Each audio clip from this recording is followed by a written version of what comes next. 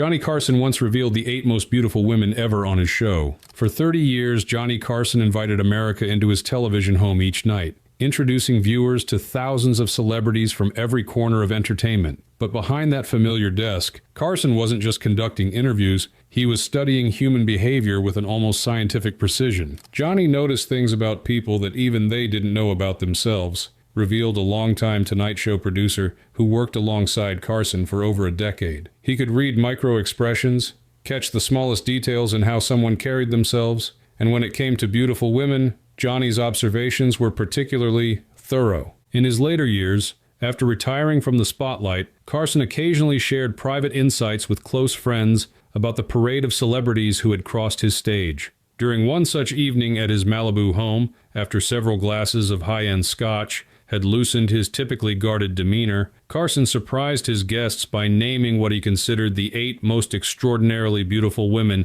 ever to appear on his show. It wasn't just about conventional beauty, explained someone who was present that night. Johnny talked about presence, that indefinable quality that made the cameras love certain women, that made the studio audience hold their breath, that occasionally made even television's most polished professional momentarily lose his train of thought. Tonight, we're revealing Johnny Carson's personal list of the 8 most beautiful women ever to grace The Tonight Show. Not just their stunning physical attributes, but the unique qualities that Carson himself observed about each during their unforgettable appearances on television's most prestigious stage. Let's begin with the woman Carson once described as having the kind of beauty that makes time stop, an actress whose mere entrance into the studio caused the legendary host to momentarily forget his own name. Would you welcome Raquel Welch?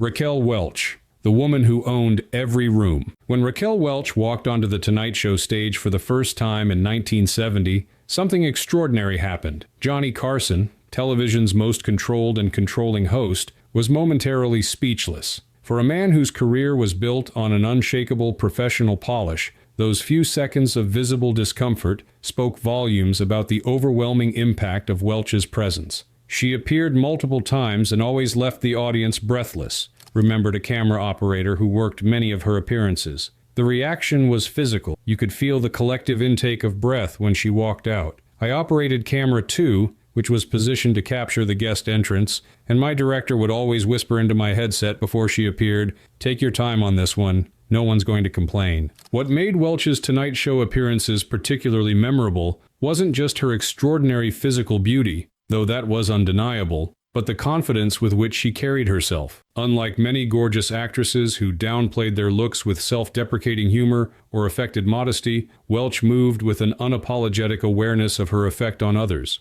Carson once said off-camera, "She doesn't enter a room, she takes it over," revealed a producer who worked closely with the host, and he meant it as high praise. Johnny had a special appreciation for guests who understood their own power and wielded it deliberately. Raquel knew exactly what she was doing every second she was on camera. Her timing, her gestures, even the way she crossed and uncrossed her legs. It was like watching a masterclass in how to own a television appearance. This mastery extended beyond merely looking stunning to an intuitive understanding of how to create memorable television moments. In an era before media training had been refined to a science, Welch demonstrated an innate grasp of how to make the most of her time on Carson's couch. Her face, her figure, her timing, she had it all, noted a Tonight Show writer who crafted questions for many of her appearances. Most beautiful guests relied primarily on their looks, but Raquel brought something extra, a sharp wit, interesting stories, and this subtle flirtation with Johnny that made their chemistry jump off the screen. She understood that beauty might get you invited, but it was personality that got you invited back. Behind the scenes, Welch's appearances created a particular kind of organized chaos among the Tonight Show staff. The normally professional crew would find increasingly creative reasons to be on set during her segments, leading to what one staff member called the Raquel effect, a mysterious doubling of male employees in Studio One whenever her name appeared on the booking sheet. We had guys from accounting suddenly needing to check something with production during her segments, laughed the camera operator. Engineers who typically stayed in their booths would find urgent equipment issues that needed addressing on set. Even NBC executives who rarely showed up for tapings would materialize and stand in the wings. Johnny noticed it too. He once quipped during a commercial break, "If she signed up for the Army, there'd be no draft dodgers." For Carson himself, Welch represented a particular challenge to his professional composure. Known for maintaining a slight emotional distance from even his most dazzling guests, he found himself occasionally struggling to maintain that characteristic detachment during their interviews. There was one appearance where she wore this red dress with a neckline that defied physics, remembered the producer. Johnny started a question, lost his train of thought mid-sentence, glanced down at his blue card, then looked back up and said, "I'm sorry, what was I saying?" It got a huge laugh because everyone knew exactly what had happened. Johnny rarely got flustered on air, so when it did happen, and with Raquel it happened more than once, it was both funny and humanizing. Despite these occasional moments of distraction, what Carson admired most about Welch was her intelligence and self-awareness. Unlike some beautiful actresses who resented being known primarily for their looks, she had made peace with her image while strategically using it to build a substantial career. Johnny once told me, "Raquel understands exactly who she is and what she represents," shared a talent coordinator who worked closely with Carson. "She doesn't fight it or apologize for it or pretend it's not real. That's rare and refreshing." Coming from Johnny, who spent his life studying people, that was significant insight. This appreciation for Welch's authenticity was evident in how Carson interviewed her, asking substantive questions about her career choices, her experiences as one of Hollywood's first Latina leading ladies, though rarely acknowledged as such during that era, and her perspectives on an industry that often reduced her to her physical attributes. Their conversations had surprising depth, observed the writer. Johnny didn't just toss her softball questions about her latest project or compliment her appearance. He engaged with her as someone with interesting thoughts and experiences. That respect, combined with the obvious appreciation of her beauty, created interviews that were simultaneously substantive and charged with this wonderful unspoken tension. As we leave behind Welch's American glamour, we turn to European sophistication personified, the Italian screen legend whose mere presence on Carson's stage created what one staff member called a masterclass in sensuality without saying a word. A.E. Hotchner called Sophia Living and Loving. And it's a great kick to welcome her tonight. Would you welcome Sophia Loren? Sophia Loren, the Italian Venus who flustered America's host. When Sophia Loren made her first appearance on The Tonight Show in 1979, the atmosphere in Studio One transformed. The international film icon brought with her not just extraordinary beauty, but an old-world sophistication and sensuality that seemed to exist in a different dimension from typical Hollywood glamour. Her entrance alone, confident, unhurried, regal, announced that this was no ordinary guest. Carson was visibly flustered during their first sit-down, recalled a director who worked that night. Johnny prided himself on treating every guest the same, whether they were an unknown comedian or the biggest star in the world. But with Sophia, something shifted. His body language changed completely. He was leaning forward more, laughing a little too enthusiastically at her comments, touching his tie repeatedly. All these small tells that those of us who knew him well recognized as signs that Johnny Carson, the master of television cool, was genuinely affected by her presence. Unlike American beauties who often projected an approachable cheerfulness, Loren brought a European gravitas and sensual maturity that seemed to catch Carson slightly off guard. Her responses to his questions were thoughtful and occasionally provocative, delivered with an Italian accent that transformed even mundane observations into something that sounded like poetry. "You don't interview Sophia Loren, you try to survive her," laughed a Tonight Show writer who prepared for her segments. That wasn't meant as a criticism, quite the opposite. She brought this wonderful intensity to the conversation. Her eyes would lock onto Johnny's when she was speaking, and you could almost see him fighting to maintain his professional demeanor. There was a moment when she was describing a scene from one of her films, and she put her hand on Johnny's arm to emphasize a point. I thought we might need to cut to commercial, just to give him a chance to regain his composure. What made Loren particularly fascinating as a Tonight Show guest was the contrast between her smoldering screen persona and her surprisingly thoughtful, sometimes philosophical conversational style. Where viewers might have expected a sex symbol focused on glamour, they instead encountered a woman with substantive insights on everything from Italian neo-realist cinema to the challenges of maintaining authenticity in Hollywood. Italian icon with legendary curves and smoldering confidence, noted a television critic who covered her appearances. But what made her so compelling was that the beauty was just the beginning. Her intelligence, Her perspective as a European artist working in the American system, her experiences growing up in war-torn Italy, all of it came through in these surprisingly substantive conversations with Carson. She wasn't just gorgeous, she was fascinating. Behind the scenes, Lauren's appearances created a particular kind of reverent preparation among the Tonight Show staff. Unlike the barely controlled chaos that accompanied some beautiful guests, Lauren inspired what one crew member described as almost religious respect, a hush falling over typically boisterous production teams as they prepared for her arrival. The crew treated her like visiting royalty, remembered a production assistant who worked several of her appearances, not just because of how she looked, but because of what she represented. This international film legend who had worked with the greatest directors in cinema history. There was none of the usual backstage joking or horseplay when Sophia was booked. Everyone was on their absolute best behavior, determined to show her the respect they felt she deserved. For Carson, Lauren represented a particular type of guest, one whose cultural significance and artistic accomplishments demanded serious engagement, even as her extraordinary beauty created an undeniable undercurrent of attraction. This tension between intellectual respect and physical appreciation resulted in interviews that hummed with a unique energy. Johnny had this wonderful mixture of awe and admiration with her, observed someone who worked closely with Carson. He was clearly dazzled by her beauty. Who wouldn't be? But he also genuinely respected her as an artist who had built a remarkable career on her own terms. That combination made their interviews special. Johnny would ask a thoughtful question about her work with De Sica or Fellini, leaning in with genuine interest for her answer, while simultaneously seeming slightly distracted by the totality of her presence. It was charming, because it was so authentic. What viewers at home might not have fully appreciated was how Lauren's Tonight Show appearances differed from her encounters with most American interviewers. Where many hosts focused primarily on her status as a sex symbol, Carson consistently engaged with her complete identity as an artist, a mother, and a woman who had survived wartime poverty to become an international icon. She responded to that respect by giving Johnny her best self, noted the writer. Their conversations had real substance, even as they were wrapped in this delightful packaging of mutual attraction and admiration. She would talk about serious subjects, her difficult childhood, the challenges of being taken seriously as both beautiful and talented, her navigation between European and American film traditions, but with this wonderful warmth and occasional flirtatiousness that kept the interviews from ever feeling heavy. As we shift from Lauren's sophisticated European allure to our next subject, we encounter a very different kind of beauty. The all-American freshness that literally stopped the show when she first sat across from Carson's desk. Thank you. Yes, and even when we're not busy, we don't go to New York.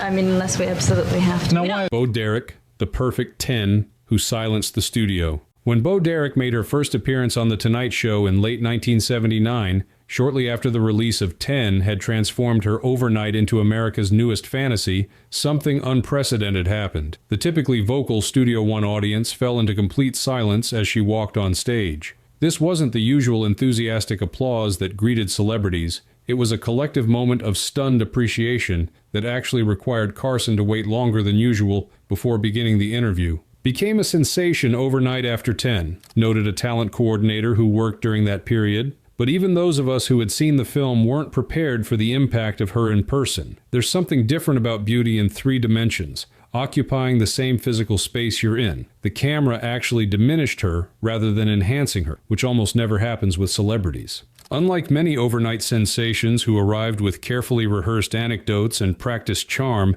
Derek brought a disarming natural quality to her Tonight Show appearances. Her beauty was undeniable, but it was the apparent lack of awareness of its effect that Carson later identified as her most compelling attribute. Carson called her a living statue and admitted she threw him off his rhythm, remembered a producer who worked closely with the host. Johnny said she was one of the few guests who made him forget his next question, not because she was saying anything particularly surprising, but because there was this disconnect between how extraordinary she looked and how ordinary, in the best sense, she seemed as a person. The combination was incredibly disarming, even for someone as experienced as Carson. What made Derek's appearances particularly memorable was the visible effect she had not just on Carson, but on the entire studio. Cameramen would stay fixed on her, even during moments when they were supposed to be capturing Carson's reactions. The usually professional NBC pages would find reasons to linger near the stage. Even Doc Severinsen and the band members, who who had seen countless beautiful women come and go, would stop their usual between-segment chatter when Derek was speaking. "The audience didn't blink the entire segment," recalled a camera operator with a laugh. "I'm not even sure they breathed. You could literally hear the air conditioning in the studio during her interviews because everyone was so quiet and focused." Johnny noticed it too. During one commercial break, he turned to Ed and said, "I could read the phone book right now, and they'd think it was fascinating." Ed replied, "They haven't taken their eyes off her long enough to notice you're still here." Behind the scenes, Derek's appearances were notable for their lack of the usual celebrity requirements.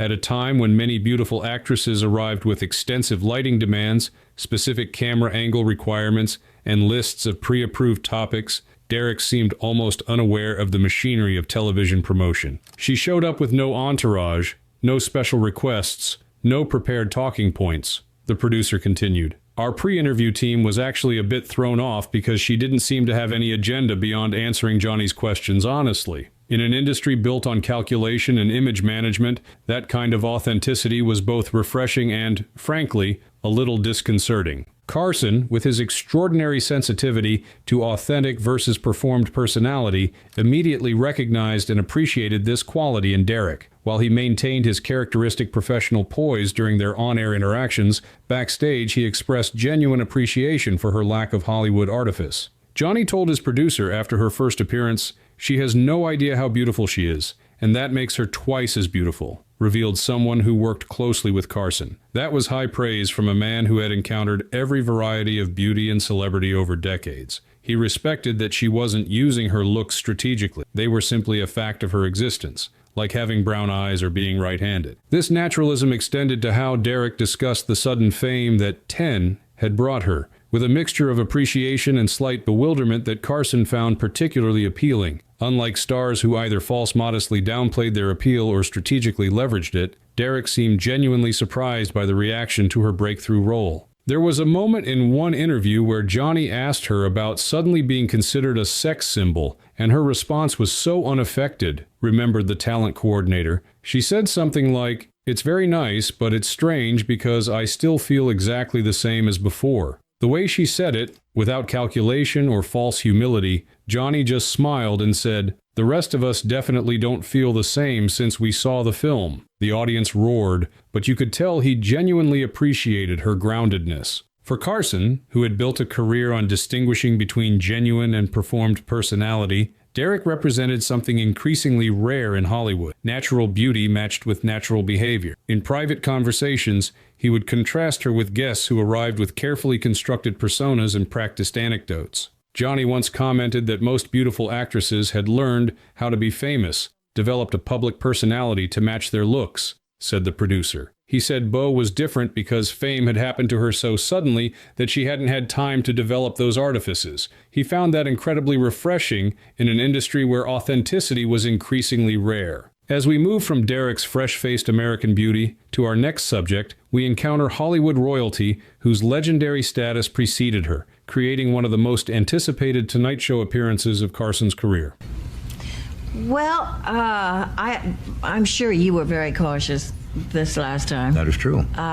Elizabeth Taylor, Hollywood royalty who commanded the stage. The booking of Elizabeth Taylor on The Tonight Show was considered such a significant event that NBC executives, who typically left Carson alone to run his program as he saw fit, actually attended pre-production meetings to discuss how to maximize the appearance. Considered by many the last of the true Hollywood goddesses, Taylor rarely did television interviews, making her 1992 visit to Carson's couch a genuine television event. Her violet eyes, diamonds, and sheer presence overwhelmed the set, recalled a stage manager who worked that night. When Taylor arrived at the studio, there was this palpable shift in the atmosphere. Staff members who had worked with presidents, music legends, and Hollywood's biggest stars were suddenly straightening their clothes and standing a little taller. She brought this remarkable aura, a sense that we were in the presence of not just celebrity, but genuine Hollywood history. Unlike most guests who were escorted to the green room by a page or production assistant,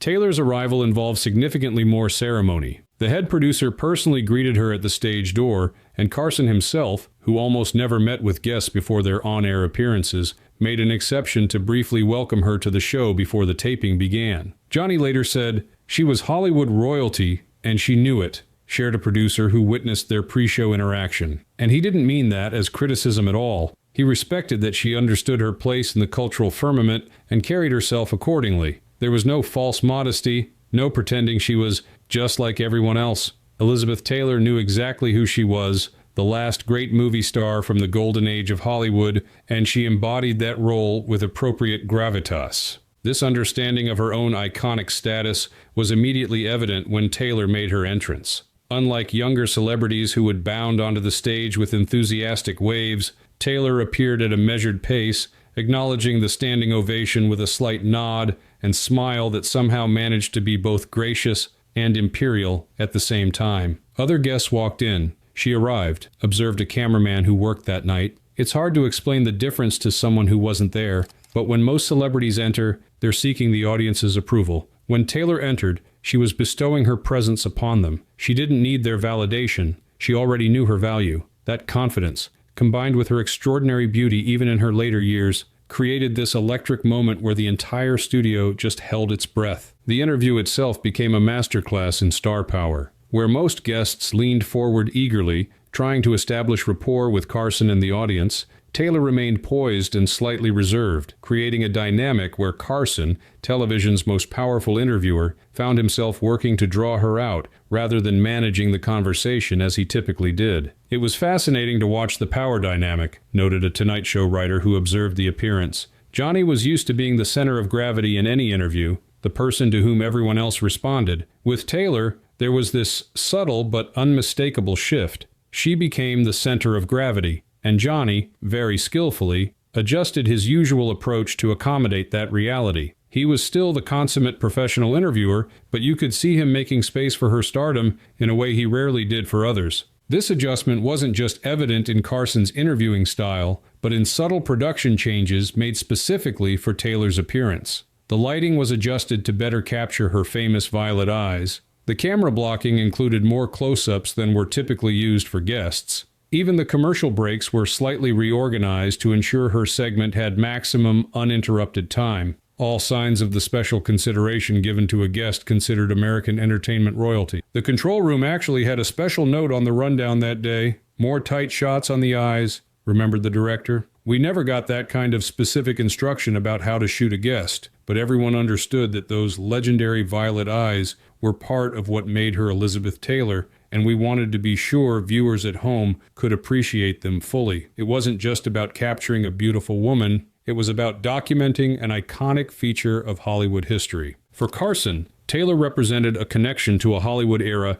that had shaped his own understanding of stardom and glamour. In private conversations after her appearance, he expressed particular appreciation for how she had maintained the mystique and dignity of old Hollywood in an era increasingly dominated by more accessible, casual celebrity culture. Johnny told his producer after the show, "You don't see that anymore. That kind of grand stardom," revealed someone who was present for the conversation. "She doesn't give away everything. She keeps something for herself." That reservation, that sense of mystery, was something Carson deeply respected at a time when most celebrities were becoming increasingly confessional and exposed. This appreciation for Taylor's old-school star quality was evident in how Carson conducted their interview. With a deference and respect he rarely showed even to the most prominent guests. He asked substantive questions about her extensive career, her humanitarian work, and her perspectives on how Hollywood had changed since she began as a child actress, treating her not just as a beautiful woman,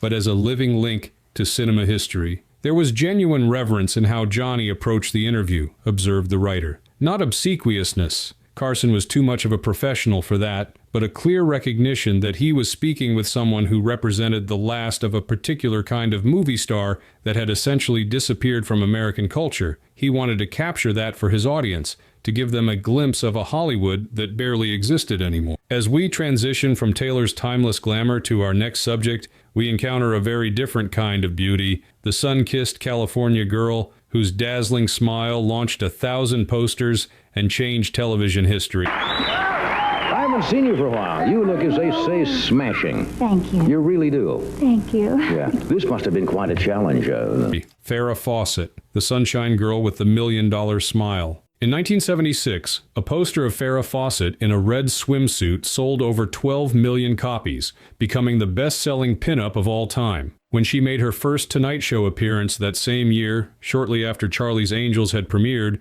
the studio audience's reaction was so prolonged and enthusiastic that Carson had to actually signal to his director to edit it down for broadcast, a rare instance of applause being too extensive even for television's most popular talk show. Her smile alone caused a frenzy, remembered a NBC page who was working the audience that night. People forget now, but in 1976, Farrah represented this perfect cultural moment when her poster, her show, and her look all converged to create this phenomenon that transcended normal celebrity. When she walked onto Carson's stage, you'd have thought the Beatles had arrived. I had to actually ask audience members to please remain in their seats because people were standing up to get a better look at her. Unlike some beautiful women who projected a reserved sophistication or smoldering sensuality, Fawcett brought an almost incandescent quality to her appearances, a vibrant energy and approachability that Carson later identified as her most distinguishing characteristic among the many stunning women who crossed his stage.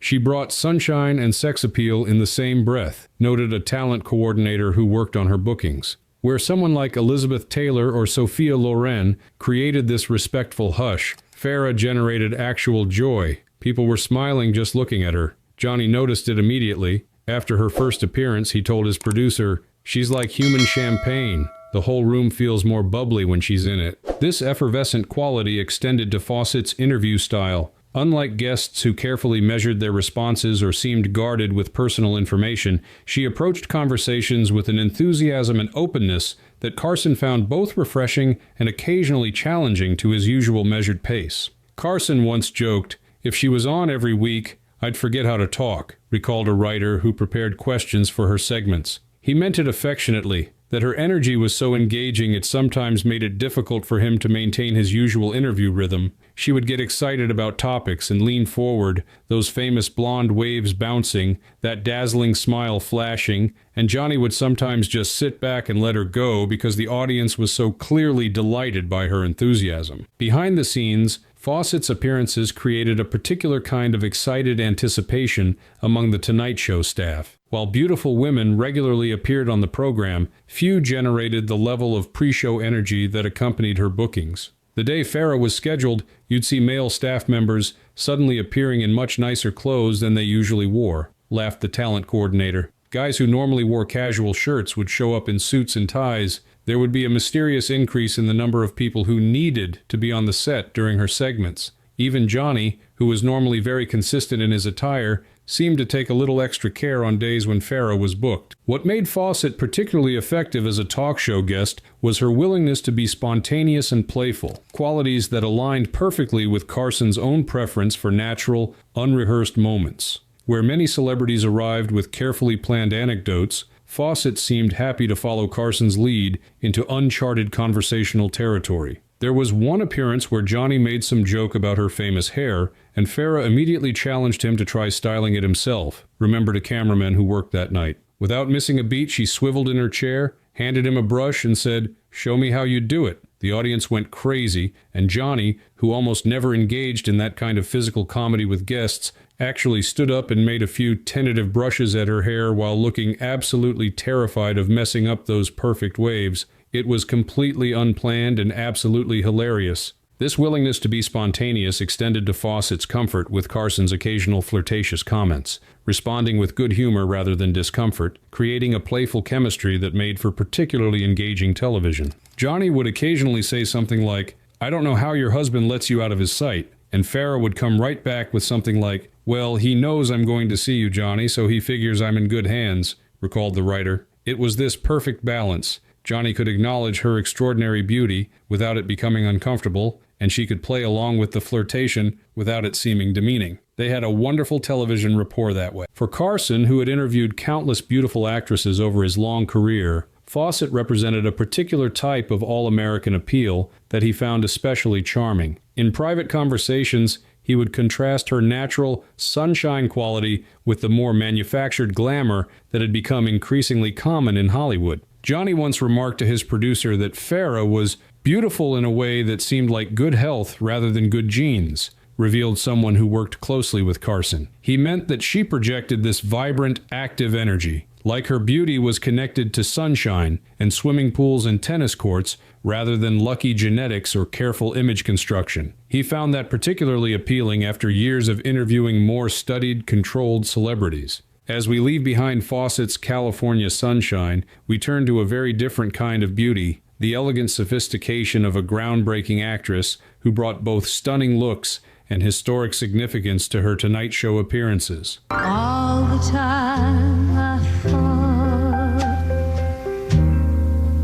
there's only me. Diane Carroll, elegant pioneer with unmatchable poise. When Diane Carroll walked onto the Tonight Show stage, she brought with her not just extraordinary beauty, but the quiet gravity of someone who had broken significant barriers in American entertainment. As the first black woman to star in her own network television series in a non-stereotypical role with Julia in 1968, Carroll represented both glamorous beauty and historic importance, a combination that Carson treated with particular respect and admiration. Stunning, elegant, and unshakably poised, observed a producer who worked many of her appearances. Where most guests showed at least some nervous energy when they first sat down with Johnny, Carroll always appeared completely composed, as though interviewing with the most powerful man in television was simply another Tuesday. That self-possession, combined with her obvious intelligence and articulate responses, created this wonderful presence that was simultaneously warm and slightly regal.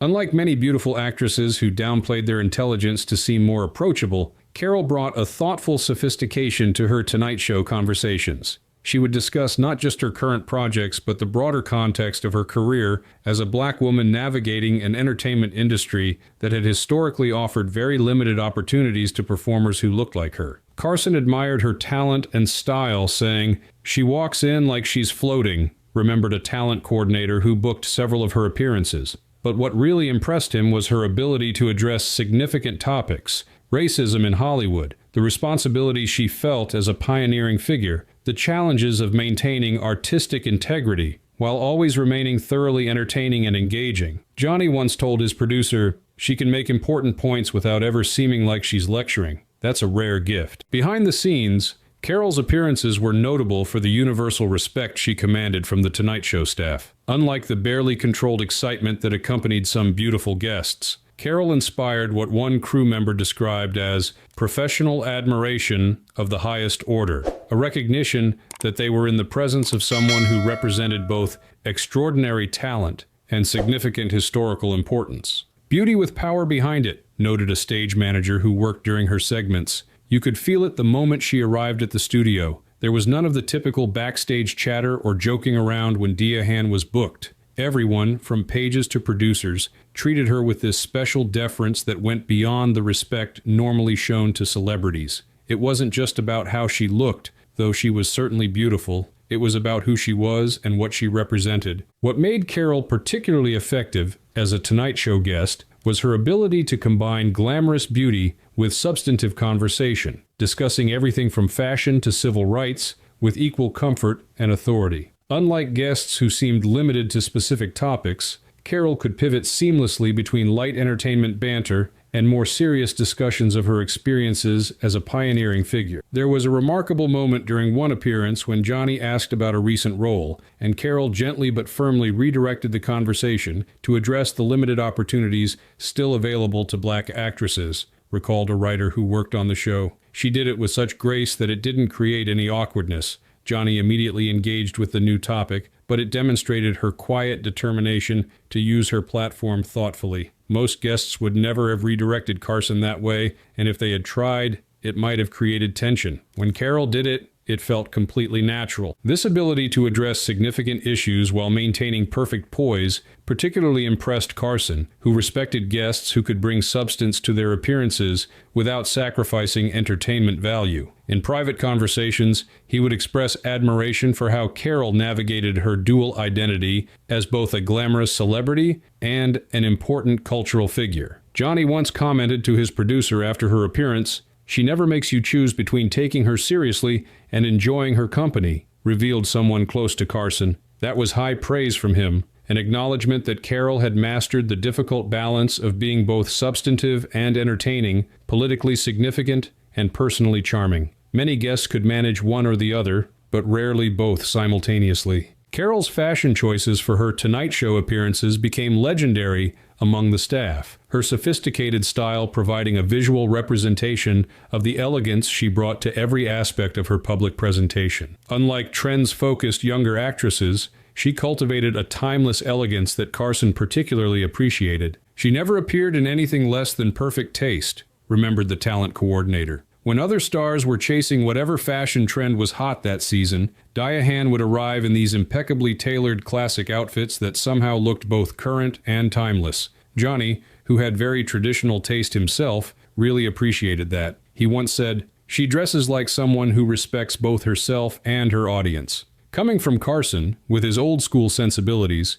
that was significant praise. For Carson, Carol represented a particular kind of mature, sophisticated beauty that he found increasingly rare in an industry often fixated on youth. In private conversations, he would contrast her cultivated elegance with the more transient appeal of much younger actresses who appeared on his show. Johnny told his producer once, "Diane understands that true style outlasts fashion," shared the producer. He meant it as a commentary on both her physical presentation and her broader approach to her career. She had built something sustainable and substantive rather than chasing quick fame or momentary trends. That permanence, that sense of having created something lasting, earned his deepest respect. As we shift from Carol's elegant sophistication to our next subject, we encounter the European beauty who created one of the most iconic moments in cinema history, emerging from the ocean in a scene that would define the modern action film.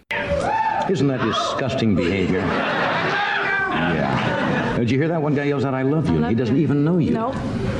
Yeah. Ursula Andress, the original Bond girl who stopped the show. When Ursula Andress made her first appearance on The Tonight Show in the 1960s, shortly after her breakthrough role as the first Bond girl in Dr. No, the Swiss actress brought with her the unique status of having created one of cinema's most iconic moments, emerging from the Caribbean Sea in a white bikini, a scene that instantly entered the pantheon of film history and established a template for action film glamour that persists to this day. The original Bond girl, and it showed, remembered a NBC executive who was present for her first appearance. There was something almost mythological about her beauty, this perfect combination of European sophistication and primal sensuality. When she walked onto Carson's stage, there was this collective intake of breath from the audience. It wasn't just appreciation, it was something closer to awe. Unlike American actresses who often projected an approachable girl-next-door quality, Andress brought a distinctly European sensibility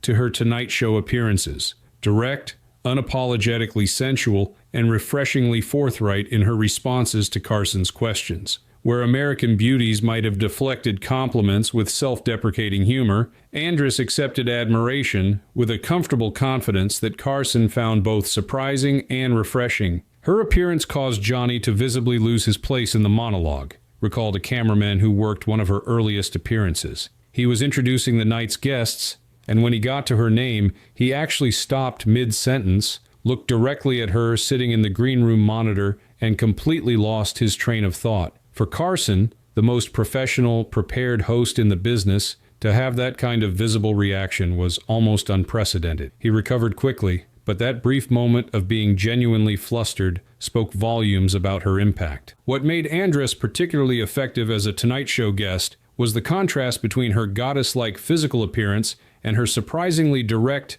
unpretentious conversational style. Unlike many beautiful actresses who seemed carefully scripted, Andress brought a European frankness to discussions of everything from her career to her personal life that Carson found both challenging and engaging. He wasn't hosting, he was hypnotized, observed a writer who prepared questions for her segments. What made Ursula different from many gorgeous women was that she didn't seem to be performing beauty. She simply embodied it without apparent effort or calculation. Combined with her Swiss-German directness, she would answer questions with a frankness that sometimes startled Carson. It created these wonderfully authentic exchanges that felt more like eavesdropping on a fascinating conversation than watching a typical talk show interview. Behind the scenes, Andress's appearances created a particular kind of focused energy among the Tonight Show staff. Unlike the excitement that accompanied some beautiful guests, With Andress, there was what one crew member described as a reverent quality, a recognition that they were in the presence of someone who had created a genuine cultural landmark.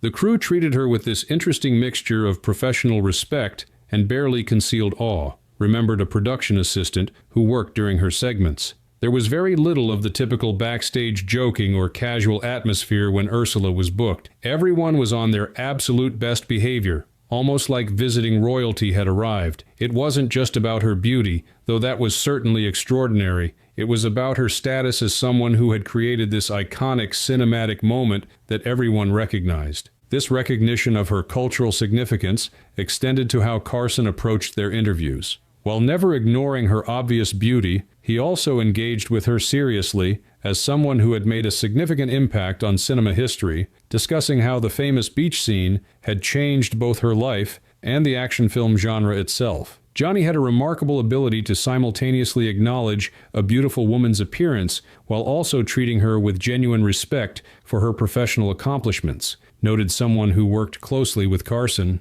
With Ursula, he found this perfect balance, appreciating her extraordinary looks without reducing her to just those looks. He would ask substantive questions about her career choices, her experiences working with different directors, her perspective on how the Bond films had evolved since her groundbreaking role. What particularly impressed Carson about Andress was her lack of false modesty about her impact. Unlike many actresses who downplayed their significance or seemed uncomfortable discussing their status as sex symbols, Andress spoke matter-of-factly about her famous scene and its cultural resonance. There was an appearance where Johnny asked about the white bikini scene, and her response was wonderfully straightforward, recalled the writer. She said something like, "Of course it changed everything. One does not create a moment like that and expect life to remain the same. No false humility, no pretending it wasn't important, just this refreshing acknowledgement of reality." Johnny later told his producer he found that kind of honesty tremendously appealing in an industry built on pretense. For Carson, who had built a career on distinguishing between authentic and performed personality, Andress represented something increasingly rare in Hollywood: natural confidence without arrogance, beauty without apology, and European directness without calculation. In private conversations, he would contrast her approach with the more manufactured personas that were becoming increasingly common among American celebrities. Johnny once remarked to his producer that Ursula didn't seem to need America's approval, revealed the executive. He meant it as high praise, that she brought this European self-assurance that didn't require constant validation or reassurance. She knew who she was, knew her place in film history, and carried herself with a confidence that wasn't dependent on audience reaction or critical approval. Carson found that kind of self-contained certainty both unusual and impressive. As we conclude our exploration of Carson's most beautiful guests, we turn to the woman who, though never appearing on his show, occupied a unique place in his gallery of iconic beauties, a star whose absence became its own kind of presence. Aren't you ashamed of those suspicions you had about me? Terribly. Cut it, good, thank you. Marilyn Monroe, the beautiful ghost of The Tonight Show. Perhaps the most intriguing name on Carson's list of the most beautiful women ever to appear on The Tonight Show was the one who never actually sat on his couch, Marilyn Monroe. Although she died in 1962, just months before Carson took over as permanent host, Monroe's specter loomed large over the program throughout his tenure, with Carson occasionally referencing her as the ultimate guest who got away. Though she never appeared in person, Carson referred to her often, explained a longtime producer who worked with Carson through most of his 30-year run. It became almost a running theme over the decades. Johnny would interview a beautiful actress or sex symbol and occasionally make some reference to Monroe as the benchmark against which all Hollywood glamour was measured. There was this sense that she represented something quintessential about American beauty and celebrity that later stars could approach but never quite capture. This fascination with Monroe wasn't merely professional interest in a significant cultural figure. It reflected Carson's genuine regret at having missed the opportunity to interview someone he considered a uniquely compelling personality. In private conversations, he would occasionally speculate about how a Monroe interview might have unfolded had timing allowed their careers to intersect. Once called her the most beautiful woman who never sat in that chair, recalled someone who knew Carson well. Johnny had this theory about Monroe. that beneath the manufactured sex goddess persona was an intelligent, wounded soul with genuine artistic aspirations. He believed she would have been a fascinating interview subject precisely because of that tension between her public image and her private reality. It was the kind of complex personality that brought out Carson's best interviewing skills. What made Carson's interest in Monroe particularly notable was how it evolved over the decades of his tenure. In the 1960s and early 70s, his occasional references to her focused primarily on her status as the ultimate sex symbol. By the 1980s and 90s, as more nuanced understandings of Monroe's life and struggles became part of the cultural conversation, Carson's comments reflected a more sophisticated appreciation of her complicated legacy. "She haunted the stage without ever stepping on it," observed a writer who worked with Carson during his later years. "By the time I joined the show in the 1980s, Johnny's references to Monroe had shifted from simply acknowledging her as the quintessential blonde bombshell to more thoughtful comments about how the entertainment industry had both created and ultimately failed her. It was as though, as he himself aged and gained perspective on the machinery of celebrity, he developed a more empathetic understanding of what Monroe had experienced. This evolution mirrored broader cultural reassessments of Monroe's significance, from sex symbol to tragic figure to feminist icon, and demonstrated Carson's own intellectual engagement with changing perspectives on entertainment history. Unlike some of his contemporaries who remained fixed in their initial impressions of cultural figures,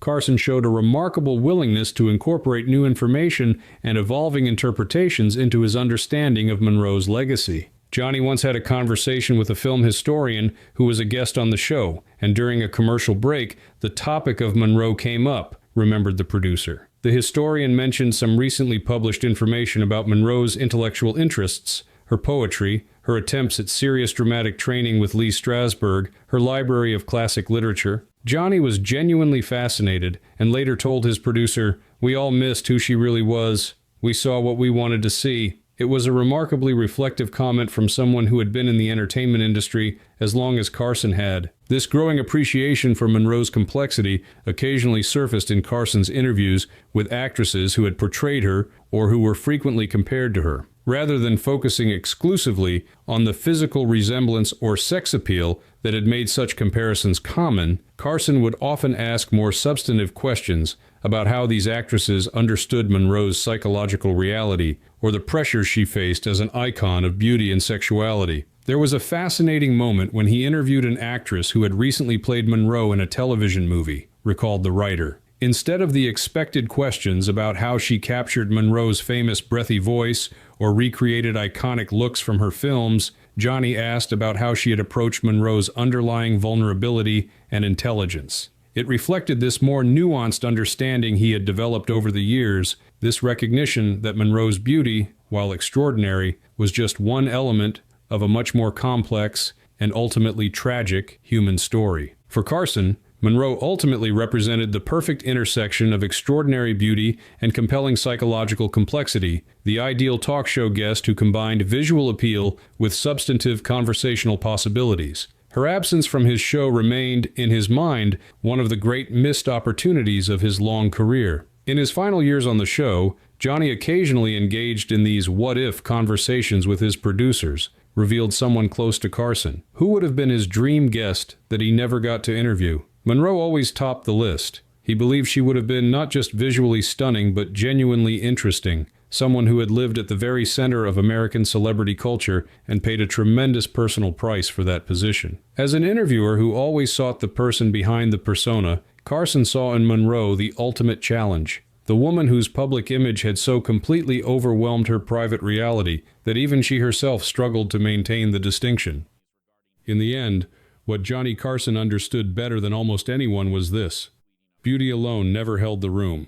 What stayed with him, what lingered long after the cameras stopped rolling, was presence. Confidence without apology. Intelligence without performance. Grace that didn't need permission. The women he never forgot weren't just admired. They were felt. And maybe that's the quiet lesson here. True beauty isn't something you display. It's something you carry. Long after the applause fades, it's presence that remains.